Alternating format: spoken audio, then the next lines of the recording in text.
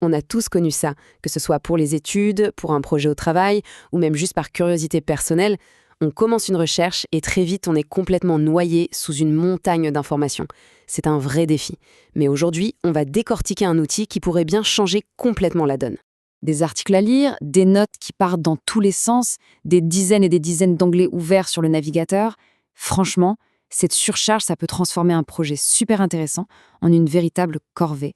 On a l'impression de passer plus de temps à chercher et à organiser qu'à vraiment réfléchir et créer. Mais imaginez une seconde.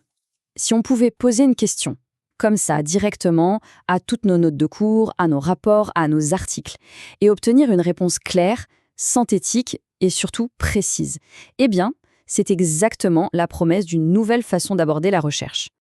Alors, premièrement, voyons comment on passe de ce chaos à quelque chose de beaucoup plus maîtrisé. Au cœur de cette solution, il y a un outil qui s'appelle NotebookLM, et il a été conçu spécifiquement pour ça, nous aider à y voir plus clair dans nos propres idées. Voilà l'idée de base, et elle est super importante. Contrairement à une IA classique qui va piocher partout sur Internet, NotebookLM, lui, agit un peu comme un tuteur privé. Pensez-y comme ça. Vous lui donnez une pile de livres et d'articles, et il ne lira que cela. Il se concentre uniquement sur votre matériel, et ça garantit des réponses qui sont toujours pertinentes. Et cette distinction, elle est absolument cruciale. Un chatbot généraliste, il puise ses infos dans l'immense océan du web, ce qui peut donner des réponses vagues, parfois même incorrectes.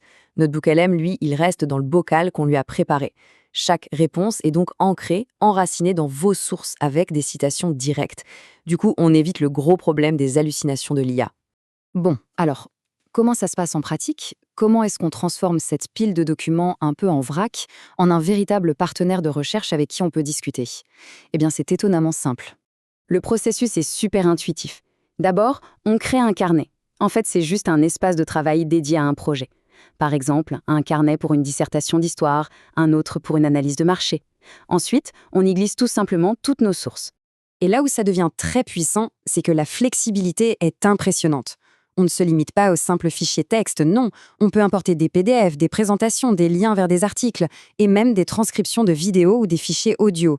L'outil est capable d'analyser et de faire des liens entre tous ces formats très différents. Troisième étape. Une fois que nos sources sont bien en place, c'est là que la vraie magie opère. C'est le moment où l'on commence à dialoguer directement avec toutes nos informations. Au lieu de relire manuellement des dizaines, voire des centaines de pages pour trouver des points communs, on peut tout simplement poser la question. L'IA va scanner l'ensemble des documents pour nous, pour identifier des thèmes récurrents, les connexions un peu cachées. C'est un gain de temps qui est juste phénoménal. Et voilà le genre de réponse que l'on peut obtenir. C'est clair, c'est concis, et surtout, vous voyez ces petits chiffres entre crochets ? Eh bien, ce ne sont pas juste des détails, c'est la clé de tout. Et ça, c'est le point fondamental, la vérifiabilité. Chaque petit chiffre est une citation cliquable qui nous renvoie directement au passage exact dans notre document source. C'est une garantie de fiabilité incroyable, ça permet de garder le contrôle, de vérifier que l'IA interprète bien le contenu et surtout qu'elle n'invente jamais rien. Ok, discuter avec ces documents, c'est déjà génial. Mais NotebookLM va encore plus loin. Il peut nous aider à transformer cette information brute en un produit fini, comme une présentation, un rapport ou un plan détaillé. Par exemple, si on lui donne plusieurs articles médicaux assez complexes, on peut lui demander de nous générer un plan de présentation logique. Et hop, en quelques secondes, il structure les idées de l'intro à la conclusion. C'est un point de départ fantastique pour organiser sa pensée. De la même façon, si on a importé des notes de réunion, on peut lui demander de nous créer une chronologie du projet. Il va extraire les dates, les actions à faire et les organiser de manière logique. Pour la gestion de projet, c'est une aide énorme. Allez, on passe maintenant à une des fonctionnalités les plus innovantes et, honnêtement, les plus bluffantes de cet outil. Accrochez-vous bien. Cette fonctionnalité, c'est l'aperçu audio. L'idée, c'est de prendre tous vos documents statiques et de les transformer en une conversation vivante et dynamique. C'est un peu comme si on pouvait commander un épisode de podcast, mais un podcast privé sur mesure, basé uniquement sur nos propres notes. L'outil génère un fichier audio où deux voix synthétiques, très réalistes, discutent et débattent des points clés de nos sources. C'est une manière complètement nouvelle d'assimiler l'info, parfaite pour apprendre en faisant autre chose. Et cet enthousiasme, il est partagé. Léon Furs, un spécialiste des technologies éducatives, a justement souligné à quel point l'expérience est immersive. On oublie très vite que c'est une IA qui parle, ce qui en fait un outil d'apprentissage vraiment redoutable.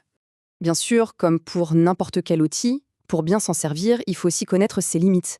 Après tout, un bon tuteur, c'est avant tout un tuteur honnête. Cette transparence, elle est essentielle pour avoir confiance. NotebookLM est très puissant, mais il n'est pas magique. Il a ses limites, surtout dans sa version gratuite. Alors, voici un petit aperçu des limites actuelles. On peut créer jusqu'à 100 carnets avec 50 sources dans chacun. Il y a aussi des limites par jour sur le nombre de questions et la création d'aperçus audio. Honnêtement, pour un usage personnel ou étudiant, ces chiffres sont déjà très généreux, mais c'est important de les avoir en tête. Et ça résume parfaitement la philosophie de l'outil. Ce n'est pas un moteur de recherche, c'est un moteur de synthèse, un moteur de réflexion. Le but n'est pas de trouver de nouvelles informations, mais de tirer le meilleur parti de celles qu'on a déjà pris le temps de rassembler. Au final, la vraie question, elle est là. Quand on transforme la recherche, qui est souvent une tâche un peu passive de collecte d'infos, en un vrai dialogue actif avec ses propres connaissances, les possibilités de création, de découverte et d'apprentissage deviennent tout simplement immenses.